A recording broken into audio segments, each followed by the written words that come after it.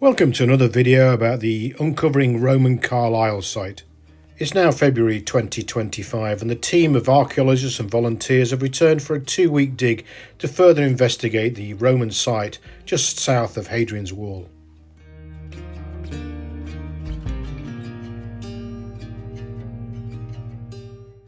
The excavation site can be found at Carlisle Cricket Club, which itself sits just below Hadrian's Wall and the fort of Uxcellenum. This was the largest fort on Hadrian's Wall and held 1,000 cavalry troops of the Ala Petriana. The area in which the large Severan building and its associated monuments stands is so large, the excavation team have had to take a different section each time they've dug. You can see from this scrolling shot how the different areas all link together. The archaeology on the site is very deep and has survived on several terraced levels. Medieval pits intercut this archaeology. The upper layers at the start of every excavation are removed by machine, but the sheer volume of spoil after that is all dug by hand. Areas of the excavation have been looked at in prior seasons and then filled with sand to preserve the archaeology. This now had to be removed by the volunteers and archaeologists before work could continue. An excavation took place in 2017 before the building of the new cricket pavilion. However, very quickly Roman artefacts were found in abundance, including this amazing inscription to the Empress Julia Domna. In AD 208 and 211, the Emperor Septimius Severus campaigned north of Hadrian's Wall. It's also thought that he may have visited Carlisle, using it as a base while he inspected the rebuilding of the wall. It's also thought that the enormous building currently being excavated was designed and built for Severus's stay. The current excavation returns to areas looked at in 2017, marked in red, and also in 2021 in a longer excavation. Again here you can just see the sand being swept away from the 2017 excavation. So on a mild February day, it was all hands to the trowels, wheelbarrows and brushes to clean away the sand to reveal the archaeology. So I'll give you a bag. Yeah? I was like, oh no. Don't worry. That's why we're here. So I'll get you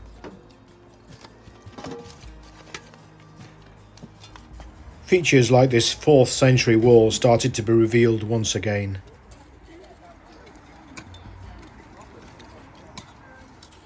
It was exciting again to see the remains of the heated room revealed with its slabs and fallen vaulting tubes from the ceiling. A little bit of metal detecting went on just to check for any finds that may have been missed in the initial digging process. Finally, after amazing work, the surface many of us remembered from 2021 was finally revealed again at the end of the day.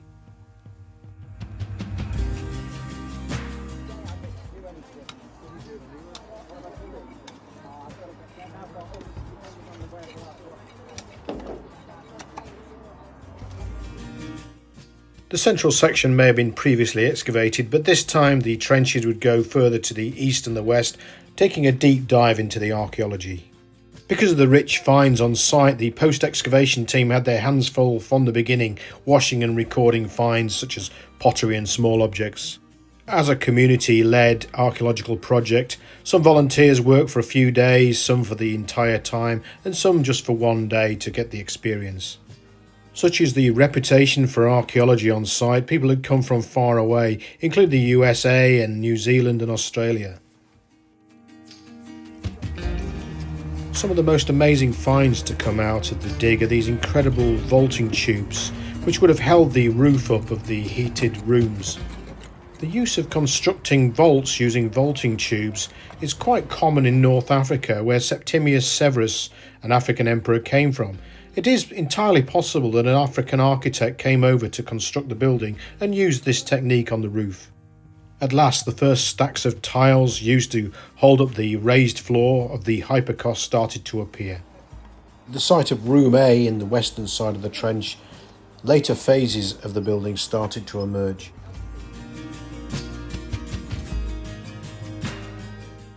It didn't take long for the finds trays to start to fill up, including this amazing painted wall plaster.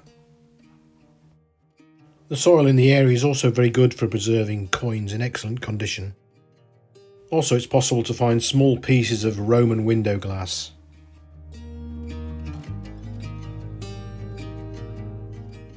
The first building on site was probably a Hadrianic bathhouse for the fort, dating sometime to the AD 120s, but this was replaced in the early 3rd century by a huge building some 50 metres by 60 metres. Originally thought to be a bathhouse, the possibility now is that it was a mansio or even a palace for Severus to stay in on his tours of Hadrian's Wall. A mansio is a sort of imperial Roman travel lodge. In the medieval period, the 12th and 13th century, people came over from Carlisle and started to rob the stones of the probably still standing building to build these city walls and castle. The area is covered in medieval pits robbing the stone, which means the archaeology is rather like a Swiss cheese. Excellent archaeology in parts and then huge areas that have been dug away in the medieval period. Surveying the robbed walls still can give us a plan of the overall building, however. The soil dug from the site was finally sieved to look for intaglios, which many have been found, which would have fallen out of rings as people used the hot baths and steamy rooms. Over 76 have now been found on site due to the painstaking work. The extreme heat of the furnaces and the longevity of the building meant that the archaeologists thought that at least 4 phases of repair had taken place on the hypocaust itself, the stacked tiles. The sudden drop at the bottom of the shot is where the wall has been robbed away. Inserted into the original 3rd century bathhouse is this curved wall from a later period in the building's life. According to lead archaeologist Frank Jecko, the building may have had a relatively short use for its original purpose before being completely remodelled and reused for a different purpose. It appears that many of the original walls were taken down and new walls inserted. However, because the medieval stone robbers made such a good job of clearing huge sections of the site, it's quite difficult to make a plan of any adjustments that happened in the later Roman period. The number of coins found in the later 4th century meant that it may have even been a tax collecting hub. Over the course of the dig, more beautiful wall plaster was found. Some of the most famous and incredible things to come from the site are these imperial stamps, IMP, branded for the emperor. Many of these contained footprints, animal paw prints, dog prints, and human toe prints. It was quite a picture to see them loaded into the car, ready to go off to the lab for further analysis.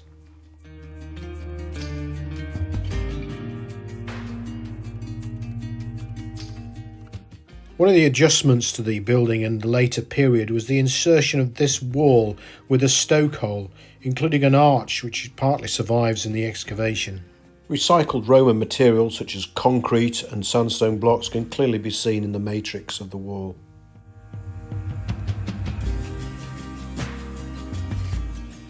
The weather in February up in North Cumbria can be difficult at best in February, but the weather for this particular dig was just truly amazing. Fine, dry weather with barely any rain throughout the whole 2 weeks. Some more great finds coming up with these amazing T-bars found in various states of preservation, including this enormous one. The T-bars were used to hold the cladding on the walls and also to hold up the suspended floor of the hypocaust. Into the second week, the archaeology on site was starting to become more clear. The team also started to excavate the hypocaust in the centre of the excavation. As more robbed out walls began to be exposed, Frank was able to amend his plan of the large Severian building. Whilst giving our free guided tours of the site, we were able to point out where some of the walls of the Severian building stood, here marked out in red.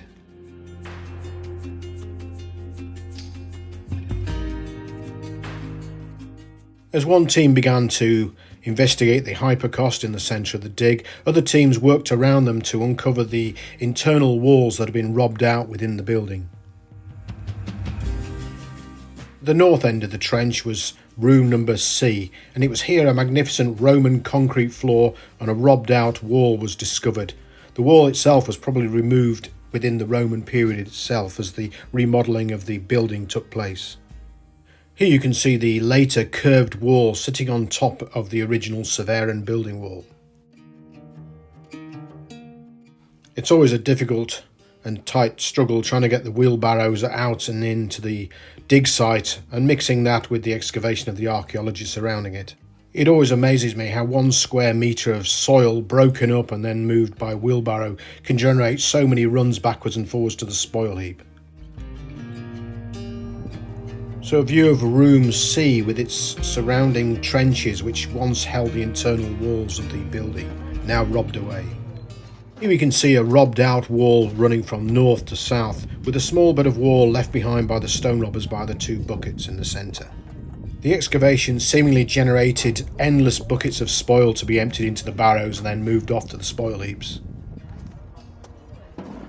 The trench got an expansion to the west just to look at the remainder of room A and its hypocaust tiles.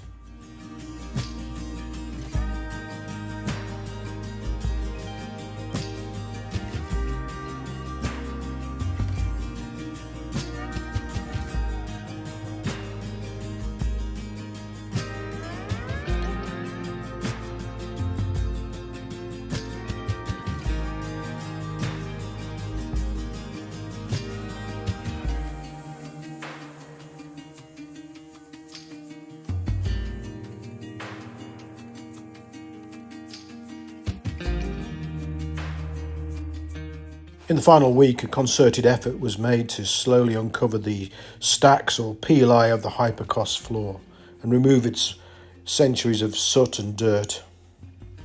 I wonder what the story was behind the Roman who walked across the tiles as they were drying in his hobnail boots. He'll remain nameless, but his boot prints survive for 1800 years immortalised in clay. The team at the eastern end of the trenches started to uncover the medieval robbing pits and also traces of the walls. In the second week, we received a fantastic new mascot, courtesy of the young apprentices in Carlisle.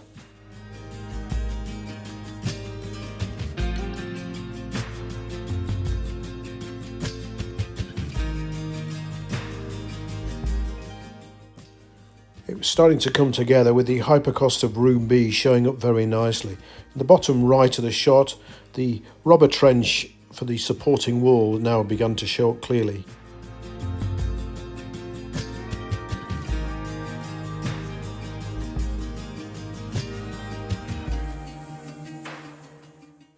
In this photograph, I've marked out in white the lines of the robbed out walls from the Severian building. You can just see a small fragment of wall still existing in the centre of the shot.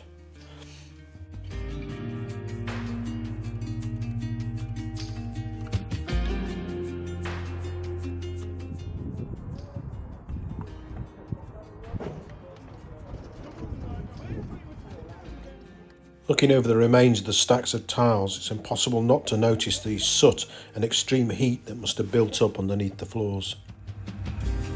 This overhead shot clearly shows where the internal walls have been robbed away.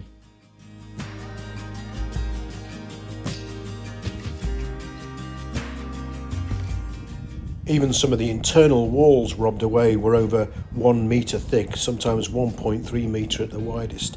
The foundation levels were checked with a metal detector just to check for coins and other small items.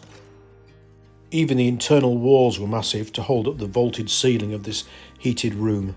Only this ghostly shape remains of the once great wall.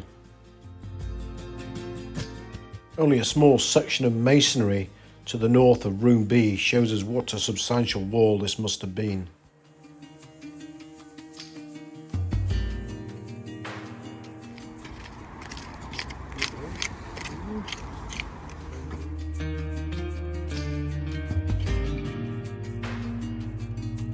As always, the spoil was second checked with the metal detector just to make sure no finds had missed the trowels.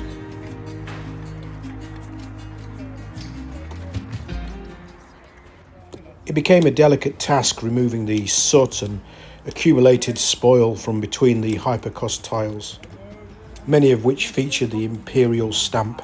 In cross-section it was possible to see all the soot that had accumulated between the hypocaust piles.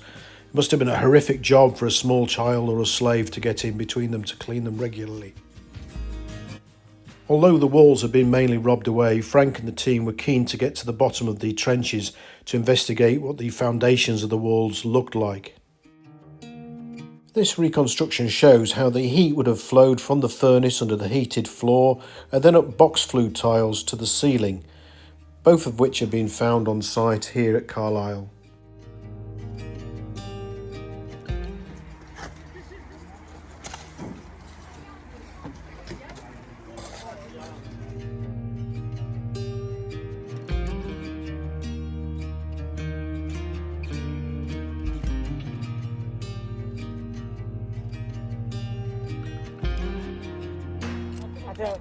That's broken across there, isn't it? Yeah, it is, is it? And it's cracked there, so we're not going to get it out whole, are we?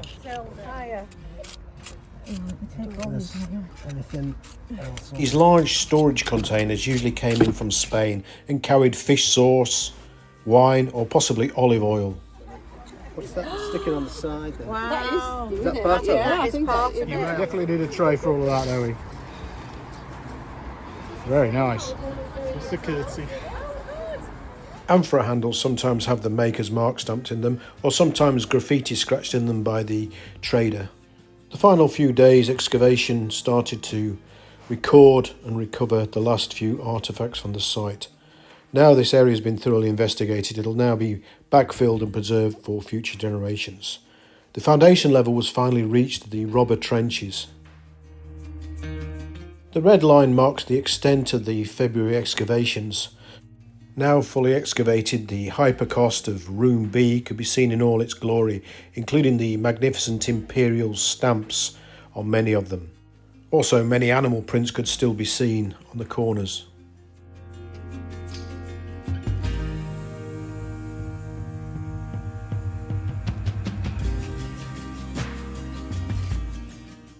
My thanks go out to the site director, Frank Jecko, for letting me use this reconstruction of what the site may have looked like when the Severan building was at its height. The team will return in summer 2025 thanks to the generous donations of many people to help uncover the area to the south of the Severan building. Sadly, the team ran out of time to investigate further, but this summer's dig hopes to investigate more of this fascinating area. It just remains for me to say thanks very much, folks, for watching, and a huge thank you to the team at Wardle Armstrong Archaeology, Carlisle Cricket Club, and all the many hard-working volunteers that let me film them and chat and enjoy their company over the 2-week dig.